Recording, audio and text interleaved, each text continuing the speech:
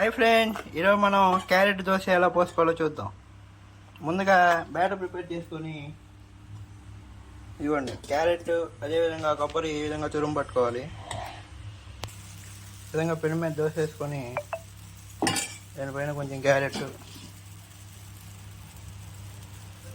అదేవిధంగా కొంచెం కొబ్బరి వేసుకొని వీలైతే కొంచెం కారం పొడి కూడా వేసుకోవచ్చు.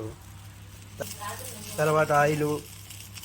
సో ఇప్పుడు మనం ఎగ్కి ఇప్పుడు దోశ పోసుకొని ఈ విధంగా ఎగ్ ఒకటి తీసుకొని మనం ఎగ్ దోశ ఎలా వేసుకోవాలో చూసాం కదా.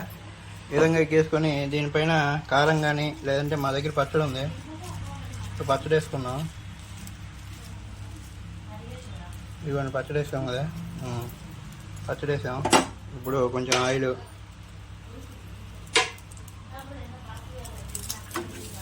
వేసాం. ఇంకా దోశ తిరగేసుకొని ఒకసారి చేసుకుంటే మనకి ఎగ్ దోశ రెడీ అయిపోతుంది. ఇంతే, ఎగ్ దోశ రెడీ అయిపోయింది.